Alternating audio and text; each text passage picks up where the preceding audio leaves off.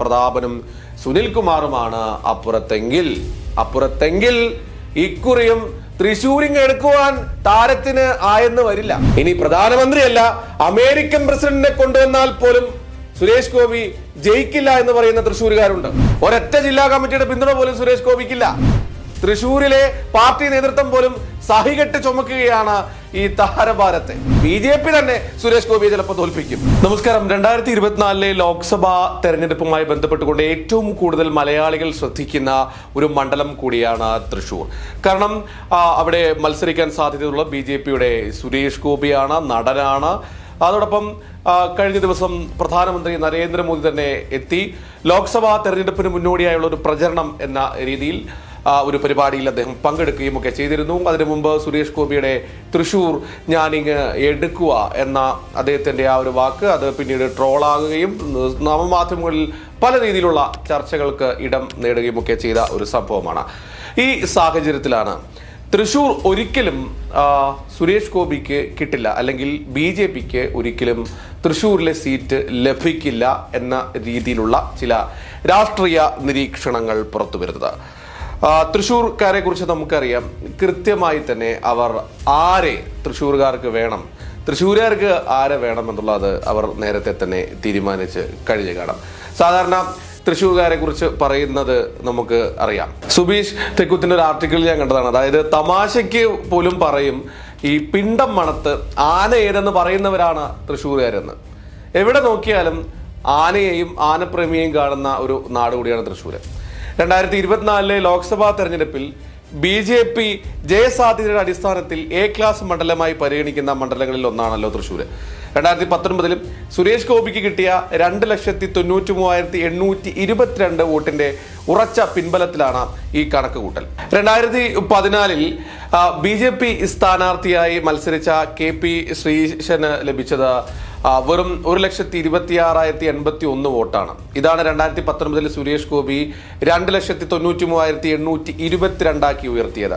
1,91,141 വോട്ടിന്റെ വർധന. ഇതൊരു ചെറിയ കാര്യമല്ല. 2024 തൃശ്ശൂരിൽ സുരേഷ് ഗോപി തന്നെ മത്സരിക്കട്ടെ എന്ന് കേന്ദ്ര നേതൃത്വം ചിന്തിക്കാനുള്ള കാരണവും ഇത് തന്നെയാണ്. മറിച്ചൊരു താല്പര്യം സുരേഷ് ഗോപി പ്രകടിപ്പിച്ചാലും തീരുമാനം മാറാനിടയില്ല. 2019 വിജയിച്ച TN പ്രതാപന് കിട്ടിയത് 4,15,089 വോട്ട്. അതായത് ആകെ പോൾ ചെയ്തതിൽ 39.84%. രണ്ടാം സ്ഥാനത്ത് CPIയുടെ രാജാജി മാത്യു തോമസിന് ലഭിച്ച വോട്ട് 3,21,456, അതായത് 30.85%. തൊട്ടു പിന്നിൽ സുരേഷ് ഗോപി നേടിയത് 2,93,822 വോട്ടാണ്, 28.2% വോട്ട്. രാജാജി മാത്യു തോമസിനും സുരേഷ് ഗോപിക്കും ഇടയിലെ വോട്ട് വ്യത്യാസം വെറും 27,634 മാത്രം. ഇതാണ് BJPയുടെ ആത്മവിശ്വാസത്തിന്റെ ഗ്രാഫ് കുത്തനെ ഉയർത്തിയ ഘടകം. ഒന്ന് ആഞ്ഞു പിടിച്ചാൽ ഈ 27,634 മറികടന്ന് രണ്ടാമതെത്താം. എന്നാൽ അപ്പോഴും പ്രതാപൻ മുന്നിലുണ്ട്. സുരേഷ് ഗോപിയേക്കാൾ പ്രതാപന് കൂടുതൽ കിട്ടിയത് 1,21,267 വോട്ട്. ഇത് മറികടക്കാൻ എന്ത് വഴി എന്നാണ് 2019 മുതൽ BJPയുടെയും സുരേഷ് ഗോപിയുടെയും ആലോചന. എന്നാൽ 2019 അല്ല 2024. സുരേഷ് ഗോപിക്ക് കാര്യമായ മാറ്റമൊന്നുമില്ലെങ്കിലും ദേശീയ സാഹചര്യങ്ങളും തൃശ്ശൂരും ഏറെ മാറി. ആയതിനാൽ 2024 സുരേഷ് ഗോപിക്ക് മറികടക്കാനുള്ള വോട്ടുകളുടെ എണ്ണം കേവലം 27,634 1,21,267 മാത്രമാകുമോ എന്ന് അറിയാൻ സാധിക്കില്ല. 2024 തൃശ്ശൂരിൽ സുരേഷ് ഗോപിക്ക് കിട്ടുന്ന വോട്ടിന്റെ എണ്ണം CPI ആയിരിക്കും തീരുമാനിക്കുക. CPI സ്ഥാനാർത്ഥി ആര് എന്ന് മാത്രമാകും ഇതിന്റെ മാനദണ്ഡം. 2029 CPI സ്ഥാനാർത്ഥി CN ജയദേവന് കിട്ടിയത് 3,60,146 വോട്ട്. അന്ന് പക്ഷെ ജയിച്ചത് PC ചാക്കോ ആണ്. ചാക്കോയ്ക്ക് 3,85,297 വോട്ട് ലഭിച്ചു. ഭൂരിപക്ഷം 25,151. 2014 CN ജയദേവന് വോട്ടുകളുടെ എണ്ണം 3,89,209 ഉയർത്തുകയും 38,227 വോട്ടിന്റെ ഭൂരിപക്ഷത്തിൽ ജയിക്കുകയും ചെയ്തു. തോറ്റത് കോൺഗ്രസിലെ KP ധനപാലൻ. കിട്ടിയ വോട്ട് 3,50,982. എന്നാൽ 2019 രാജാജി മാത്യു തോമസ് മത്സരിച്ചപ്പോൾ CPI വോട്ടുകളുടെ എണ്ണം 3,21,456 കുറഞ്ഞു. പാർട്ടിയിലെ ബുദ്ധിജീവിയാണ് രാജാജി, എന്നാൽ ജനകീയനല്ല. ഇതും സുരേഷ് ഗോപിയുടെ താരപ്രഭാവവും തിരിച്ചടിയായി. ഇക്കുറി രാജാജിക്ക് പകരം ഏറെ ജനകീയനായ മറ്റൊരാൾ വന്നാൽ കോൺഗ്രസിൽ നിന്ന് സിറ്റിംഗ് MP TN പ്രതാപൻ തന്നെയോ അതോ VT ബൽറാമോ രംഗത്ത് വന്നാൽ സുരേഷ് ഗോപി വിയർക്കും. പ്രതാപനെ പൂട്ടാൻ, സുരേഷ് ഗോപിയെ പിടിച്ചുകെട്ടാൻ VS സുനിൽകുമാറിനെ രംഗത്തിറക്കണമെന്ന് ആഗ്രഹിക്കുന്നവരാണ് തൃശൂരിലെ CPIയിൽ ഏറെയും. സുനിലേട്ടനെ പിന്തുണക്കുന്നവർ മുന്നോട്ട് വെക്കുന്ന വാദങ്ങളിൽ പ്രധാനപ്പെട്ടത് അടിമുടി തൃശൂർക്കാരൻ, ജനകീയൻ, സമുദായങ്ങൾക്കും സാംസ്കാരിക മേഖലയ്ക്കും സ്വീകാര്യൻ എന്നതൊക്കെയാണ്. സംഗതി ഏറെക്കുറെ ശരിയുമാണ്. അന്തിക്കാട്ടെ കോൾപ്പാടത്തും തെക്കേ ഗോപുരനടയിലെ ആൾക്കൂട്ടത്തിന്റെ നടുവിലും സ്വരാജ് റൗണ്ടിലും എന്നും എപ്പോഴും VS സുനിൽകുമാറിനെ കാണാം. എങ്കിലും CPIയുടെ ഉൾ രാഷ്ട്രീയം അല്ലെങ്കിൽ CPI എന്താണ് തീരുമാനിക്കുന്നത് അതനുസരിച്ചായിരിക്കും അവിടെ നടക്കുക. തൻ്റെതായ രീതിയിൽ KP രാജേന്ദ്രനും ശ്രമിക്കുന്നുണ്ട്. മാറ്റി നിർത്താനാകില്ല KPRനെയും. പറഞ്ഞു കേൾക്കുന്ന പേരിൽ ആനിരാജ്യം പോലും ഉണ്ട് എന്നുള്ളതാണ് കൗതുകം. പക്ഷെ ഇവരൊന്നും സുനിലേട്ടൻ ഫാൻസ് അംഗീകരിക്കുകയും ഇല്ല. ഒരു കാര്യം ഉറപ്പ്, ഇവരിൽ ആരായാലും മത്സരം കടുക്കും. സുരേഷ് ഗോപി കഷ്ടപ്പെടും. ഇനി BJPയിലേക്ക് വരികയാണെങ്കിൽ മോദിക്കും അമിത്ഷായ്ക്കും പൊന്നിൻ കട്ടയാണ്, അല്ലെങ്കിൽ അത്രയും പ്രധാനപ്പെട്ട ആളാണ് സുരേഷ് ഗോപിയെങ്കിലും കേരളത്തിലെ നേതാക്കന്മാർക്കോ അല്ലെങ്കിൽ കേരളത്തിലെ പ്രവർത്തകർക്കോ സുരേഷ് ഗോപിയെ കണ്ടുകൂടാ.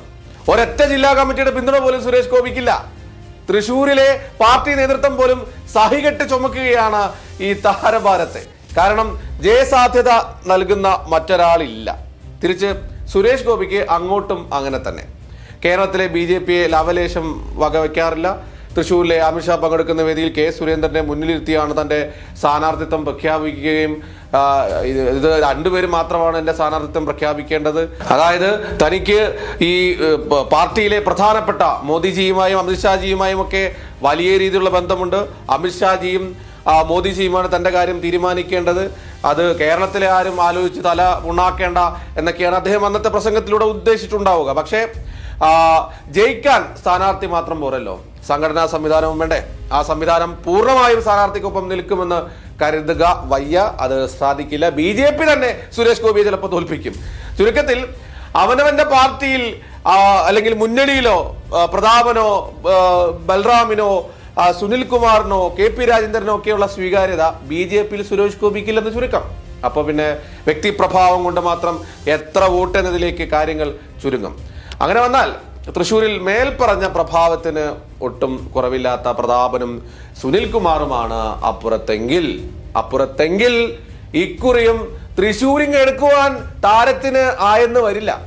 തിരുവമ്പാടിക്കും പാറമേക്കാവിനും സഭകൾക്കും സമുദായങ്ങൾക്കും തീരമേഖലയ്ക്കും തീരുമാനിക്കാവുന്ന ഒരാൾ ആര് എന്ന ചോദ്യത്തിന് ഉത്തരമായി മത്സരിക്കുന്നത് പ്രതാപനും സുനിൽകുമാറുമാണെങ്കിൽ അവർ കഴിഞ്ഞേ സുരേഷ് ഗോപിയിലേക്ക് തൃശ്ശൂർ എത്തുമെന്ന് ഉറപ്പ്. അങ്ങനെയെങ്കിൽ 2019 തൃശ്ശൂരിന്റെ തെരഞ്ഞെടുപ്പ് ചരിത്രത്തിൽ ഒറ്റപ്പെട്ട സംഭവമായി മാറാനാണ് സാധ്യത. വരും കാലം ഒന്നല്ല 100 വട്ടം നിന്നാലും സുരേഷ് ഗോപി തൃശ്ശൂരിൽ തോൽക്കും. സുബീഷ് തെക്കൂട്ടിന്റെ ഒരു ആർട്ടിക്കിളിലെ ചില ഭാഗങ്ങൾ കൂടി കടമെടുത്തുകൊണ്ടാണ് ഈ രാഷ്ട്രീയ അവലോകനം നടത്തിയത്. അദ്ദേഹത്തിന്റെ ഒപ്പീനിയനിലാണ് ഇത്തരം വിവരങ്ങൾ ഉണ്ടായത്. അത് തീർച്ചയായും തൃശ്ശൂരിനെ കുറിച്ച് അറിയുന്ന തൃശ്ശൂർകാരനായ ആർക്കും ഈ പറഞ്ഞ കാര്യങ്ങളിൽ ഒരു തെല്ലും വ്യത്യാസമോ അല്ലെങ്കിൽ ഒരു സംശയമോ ഉണ്ടാകില്ല. സുനിൽകുമാറും അതോടൊപ്പം തന്നെ TN പ്രതാപനും ഒക്കെ ആണെങ്കിൽ അവിടെ ആ ചിത്രത്തിൽ പോലും അല്ലെങ്കിൽ ആ കളത്തിൽ പോലും സുരേഷ് ഗോപി എന്ന താരപ്രഭാവത്തിന് മുട്ടി നിൽക്കാൻ സാധിക്കില്ല. രണ്ടുപേരും കൊല്ലക്കൊമ്പന്മാരാണ്. അതുകൊണ്ട് അവിടെ വലിയൊരു മത്സരം അവർ തമ്മിൽ തന്നെ സ്വാഭാവികമായും ഉണ്ടാകും. അതിനിടയ്ക്ക് സുരേഷ് ഗോപിയുടെ താരപ്രഭാവവും ഒച്ചപ്പാടും ബഹളവും ഒന്നും ചിലപ്പോൾ കേട്ടു എന്ന് വരില്ല. നമ്മൾ പറയുമല്ലോ, ഈ വലിയ തൃശ്ശൂർ പൂരത്തിൻ്റെ എല്ലാ ഇലഞ്ഞിത്തറ മേളം നടന്നുകൊണ്ടിരിക്കുന്ന ഒരു സ്ഥലത്ത് അവിടെ ചെന്ന് നമ്മൾ മറ്റേതെങ്കിലും വാദ്യോപകരണം വായിച്ചാൽ എങ്ങനെ ഇരിക്കും എന്ന പോലെ വലിയ ബഹളവും അല്ലെങ്കിൽ വലിയ രീതിയിലുള്ള ഏറ്റുമുട്ടലും നടക്കുന്ന ഒരു സ്ഥലത്ത് പോയിട്ട് നമ്മൾ ഓലപ്പടക്കം പൊട്ടിച്ചാൽ എങ്ങനെ ഇരിക്കും എന്ന് പറയുന്ന പോലെയാണ്. അപ്പോൾ അത്തരത്തിൽ ഈ ഇരു മുന്നണികളും, അത് UDFും LDFും എന്തായാലും വലിയ ഏറ്റുമുട്ടൽ നടത്തുമ്പോൾ അവിടെ സുരേഷ് ഗോപി വലിയൊരു സാധ്യത. ഇനി പ്രധാനമന്ത്രിയല്ല അമേരിക്കൻ പ്രസിഡന്റിനെ കൊണ്ടുവന്നാൽ പോലും സുരേഷ് ഗോപി ജയിക്കില്ല എന്ന് പറയുന്ന തൃശ്ശൂരുകാരുണ്ട്. അതുകൊണ്ട് രാഷ്ട്രീയമായി ഇതിനെ മുന്നോട്ട് കൊണ്ടുപോവുക, ഈ താരപ്രഭാവമൊക്കെ മാറ്റി നിർത്തി. സുരേഷ് ഗോപി നല്ലൊരു നടനാണ് എന്നുള്ള കാര്യത്തിൽ തർക്കമില്ല. പക്ഷെ അദ്ദേഹം ജീവിതത്തിലും ആ നടനം തുടർന്നുകൊണ്ടിരിക്കുകയാണ്, നടനായി തന്നെ ജീവിക്കുകയാണ്. ഇപ്പോഴും അദ്ദേഹത്തിൻ്റെ തലയിൽ ആ കമ്മീഷണർ സിനിമയിൽ വെച്ച തൊപ്പിയുണ്ട് എന്ന ഒരു ചിന്താഗതിയൊക്കെയാണ് അദ്ദേഹത്തിനുള്ളത് എന്ന ചില ആക്ഷേപമൊക്കെ തൃശ്ശൂർകാർ പറയുന്നുണ്ട്. ചില മാധ്യമങ്ങളിലും ഈ നവകേരള സദസ്സുമായി ബന്ധപ്പെട്ടും തൃശ്ശൂർ പൂരവുമായി ഒക്കെ ബന്ധപ്പെട്ടും അല്ലാതെ ഈ തെരഞ്ഞെടുപ്പ് അവലോകനങ്ങൾ വന്ന സമയത്തും ഒക്കെ തന്നെ ഈ തേക്കിൻകാട് മൈതാനിയിലൊക്കെ നടക്കാനിറങ്ങുന്ന കുറേ ആളുകളുണ്ട്. ഇത്തരത്തിൽ ഈ BJP കുറേ ആളുകളെ സംഘടിപ്പിച്ച് തേക്കിൻകാട് മൈതാനിയിൽ പരിപാടി നടത്തുന്നതല്ലല്ലോ. ഈ തേക്കിൻകാട് മൈതാനിയും സ്വരാജ് റോഡിലുമൊക്കെ രാവിലെ നടക്കാൻ വരുന്ന ഒരുപാട് ആളുകളുണ്ട്. ഈ ആളുകൾ അതിൽ വിവിധ രാഷ്ട്രീയ പാർട്ടികളുണ്ട്, രാഷ്ട്രീയം പോലും ഇല്ലാത്തവരുണ്ട്, വ്യക്തിപ്രഭാവത്താൽ വോട്ട് ചെയ്യുന്നവരുണ്ട്. അവരോടൊക്കെ ഈ ഇത്തരത്തിൽ അഭിപ്രായങ്ങളൊക്കെ ചോദിച്ചപ്പോൾ അവിടെ തൃശ്ശൂരിൽ സുരേഷ് ഗോപി എന്നൊരു പേര് പോലും അവർ പറയുന്നില്ല. അദ്ദേഹത്തിൻ്റെ ആ ഒരു ഒറ്റ ഡയലോഗ് കൊണ്ട് മാത്രം സുരേഷ് ഗോപിക്ക് തൃശ്ശൂർ കിട്ടും, തൃശ്ശൂർ ഞാനങ്ങനെ എടുക്കുക എന്ന് പറഞ്ഞ് അത്തരമൊരു പ്രഭാവമല്ലാതെ ആ സാധാരണക്കാർക്കിടയിലോ അല്ലെങ്കിൽ ആ നാട്ടുകാർക്കിടയിലോ അങ്ങനെ ഒരു സംശയമേ ഇല്ല, ലെവലേഷമില്ല. VS സുനിൽകുമാർ ആണെങ്കിൽ VS സുനിൽകുമാർ എന്ന് പറയുന്നവരുണ്ട്. അതോടൊപ്പം തന്നെ പ്രതാപനാണെങ്കിൽ TN പ്രതാപൻ വീണ്ടും അദ്ദേഹം തന്നെ വരുമെന്ന് പറയുന്നുണ്ട്. സുരേഷ് ഗോപി എന്ന് പറയുന്നവർ വളരെയധികം കുറച്ചാണ് അവിടെ എന്തായാലും കാണാൻ സാധിച്ചത്. പക്ഷേ മൂന്ന് കൂട്ടരുമാണെങ്കിൽ വലിയൊരു മത്സരമായിരിക്കും. ആര് നിന്നാലും അവർക്കെല്ലാം ആശംസകൾ മാത്രം നേരുന്നു.